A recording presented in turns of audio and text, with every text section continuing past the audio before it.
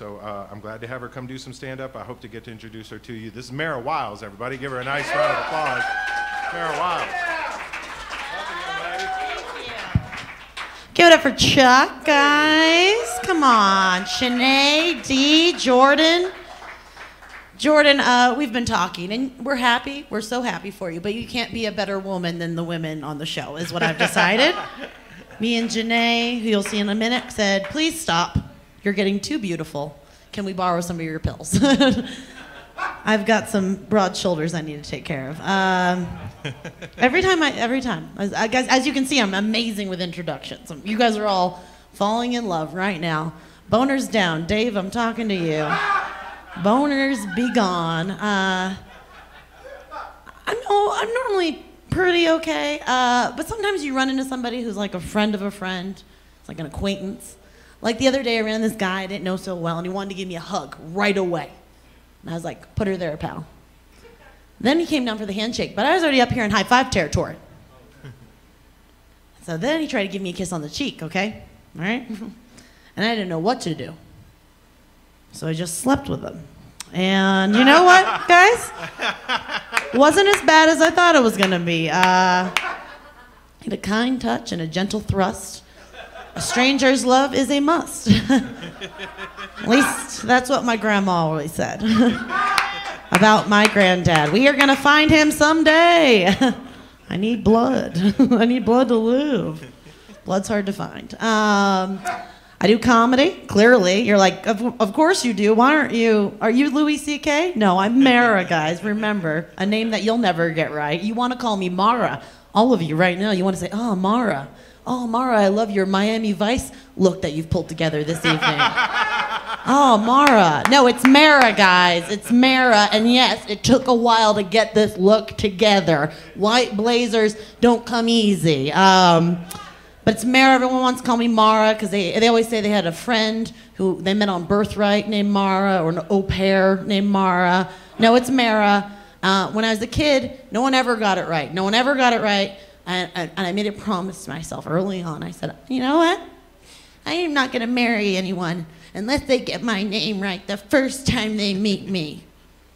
So guys, it was looking pretty bleak for a while there. It is either going to be my dad, Charlie, nice guy, or a lesbian I met at the Lilith Fair. I was 13, and we both loved the Dixie Chicks, so I should have tried a little harder on that one, but I let her go.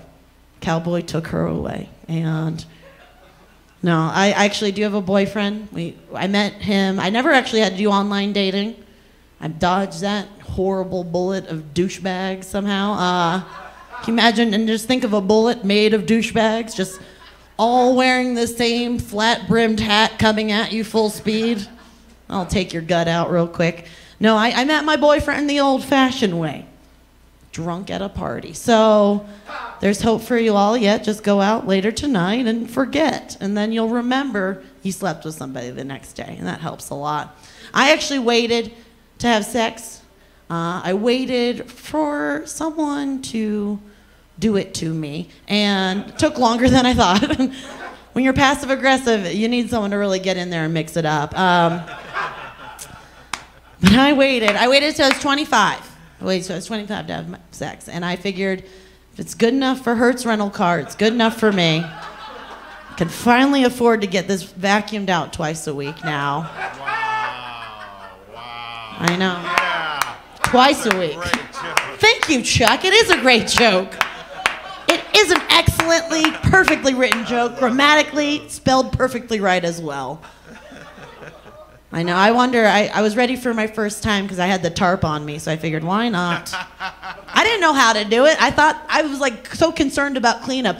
I didn't make out or hook up with guys. Still don't know what everybody's term of hookup is yet. Everybody's hooking up. Your hookup is your hookup. It's like your own religion. Whatever your hookup beliefs are, because when someone says hooking up, that could mean, for me, that's a firm handshake. For you, that's fucking a guy bareback. I don't know. Wow. I don't know your life. Some of us were a little bit of a late bloomer, okay? Some of us were a little bit of a late bloomer. I've had this body since I was 12, almost exactly. Imagine it in overalls and in this position, ready for a triple threat, ready to pass that ball, dribble that ball, or shoot that ball. been this size for a long time, but didn't know what to do with it. Because when you grow boobs at a young age, for a woman, or a man, I'm sure, very startling, but for a woman, you don't know how to handle it right away. It's new to you, you just want to tape them down and forget about it. But your mom's always like, you know, Mara, you're beautiful. Walk proudly down the hallway with your new chest and be proud of your womanhood. Come on, Mara, do it. Come on, girl. 13 years old. No one ever says that to a 13-year-old boy. No one's ever like, Brian. Oh my God, Brian. Look at that erection you have, Brian. Oh my God, what? Brian, don't hide your erection. Brian, don't hide it with a trapper keeper. Brian. Walk proudly down the hallway with your erection. Go up to Tina and just bounce, bounce, bounce, bounce, bounce, you know? Show her what you're working with. Bounce, bounce, bounce, bounce, bounce. It's one direction. Into you, girl. I like missed that big makeout party where like people were doing things, hands were going places. I was at the Renaissance Fair with my mom and my aunt, getting something else fingered, got my hair French braided. It was beautiful. Baby's breath, everything. But it's been good because it kind of got me out of a lot of trouble. I was, you know, a bit of a prude. Never had a lesbian experience, except for that one time. But my Nana was just like so sick and confused. It was like, I'm not Grandpa, Nana. I've never had a pregnancy scare. Never had an abortion scare either, which is just a guy jumping out of an alley with a coat hanger. So I've missed out a lot in life. People always ask how I got into comedy, and it's actually a pretty beautiful story, and I'll let you guys on it right now. I was actually trained to be a yoga instructor. I was actually my last week in my yoga training, 12-week training, and I was in a perfect shavasana. And let me check my form. If you know yoga, you know this is spot on. And I was in a perfect shavasana, and I had a realization. Total enlightenment. And then I shit my pants. I was asked to leave, had to change my name, get a new hairstyle. This is actually a wig. They ask you to be comfortable, and then when you're comfortable, it's all wrong, you know? Get out, they say. You're disgusting, they say. Fuck you, yoga, all right? And I'll just stretch myself with the bounce. Bounce, bounce, bounce. No. Remember the bounce, guys, you know? I have a boyfriend. Yeah, all right. One whistle, it's him. He's here. No, I'm kidding. I have a boyfriend. It's great. We are in a very loving relationship. I encourage you all to be in one as opposed to an abusive one. Try to avoid those. That's my one tip. Pro tip, if he hits you, probably leave. But we've been together for a while now. When we moved in with each other, he told me straight out, he's from a small town in Nebraska. He said, you know what, babe, honey, sweetie, got a lot of nicknames, honey, baby, sweetie. I'm not going to lock the door to the apartment because I refuse to live in fear. I said, please stop yelling. I said, okay, that's fine. Do you, boo, okay? But I am going to lock the door to the apartment every chance I get because I refuse to be murdered in a basement apartment. Just something I put in my dream journal as a little girl. Do not get raped, murder, suicide in a basement apartment. No one else had that dream. Just me, just one girl dreaming big. When you move, it's like moving can be the most liberating feeling and also the worst feeling in the world because you're, next phase, you're doing something, moving in with somebody, but then after you get all the shit out of your apartment, you're just surrounded by more shit hair and all your skin cells and you feel like a complete loser, disgusting loser. And I felt even more horrible when I was moving recently because I found a picture of my grandma when she was 18 years old. Perfectly fitted suit. Not as good as this Miami Vice outfit, but perfectly fitted suit. A gold brooch with diamonds, perfectly coiffed hair, standing next to a trunk to get onto a steamliner to cross the ocean to see Europe. First time ever, 18 years old. Gonna see the world. Sophisticated lady. And I was looking at this picture of her, and I had so much respect for her, and she just looked so beautiful and mature. 18 years old. Man, she really was part of the greatest generation. God, I had so much admiration for her. And I thought, my grandkids are never going to look at a picture of 18-year-old Mara and have any of the same emotions, you know? They're going to be looking at a picture of me, be like, oh my God, look at Mima. I'm going to make them call me Mima. Oh my God, look at Mima. Do you see how she's wearing a sports bra and a t-shirt? Like she didn't even want you to know she was a woman. God, before her time, before her time. And do you see that necklace she's wearing right there? She made that from hemp and a bead she found in a quad. God, brave, brave. Do you see that futon she's sitting on? Well, she brought that futon from apartment to apartment to apartment to apartment to apartment. She actually died on that futon. She had horrible credit. Oh, poor Mima. Poor Mima. And they just die cooler. I don't think I'm gonna die in a cool way. Like I can only hope. Like you know, in Titanic, the woman dies. She's got the heart of the ocean. She's at the edge of the boat. She thinks, man, I slept with Leonardo DiCaprio. I flew in a plane.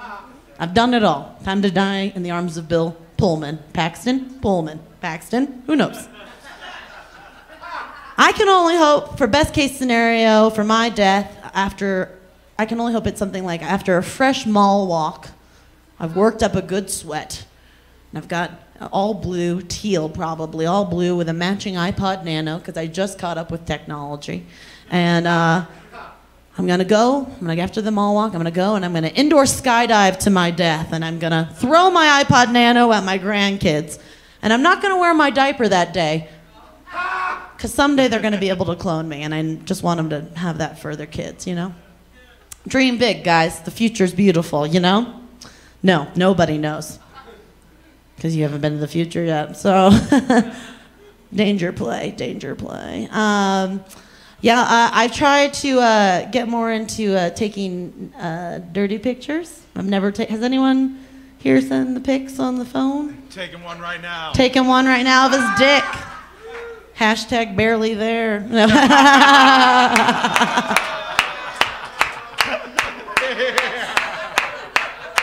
He gets it. He knows what's up. I have no interest in receiving a dick pic. Because here's the thing, you get it. I don't care. I don't need to see your dick. I'll see it later in the boudoir, you know? Show me behind closed doors. Because if you get a text message now, it shows up on your entire screen. I don't need everyone else getting turned on the bus with me. I mean, unless we're going to help each other out in some way, it's just a waste of time. And I learned how to masturbate late. I still don't know if I'm doing it right. I just kind of treat the whole situation like a bop it. I'm just like, turn it, twist it, pull it, flick it, flick it, flick it, flick it, wah, wah, wah, wah, and I won. If you concentrate really hard, sometimes you can win that game.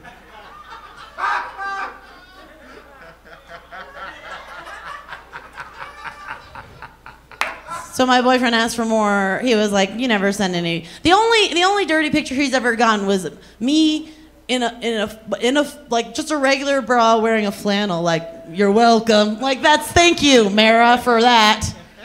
My brother sent me that too. It was him. There's nothing to this.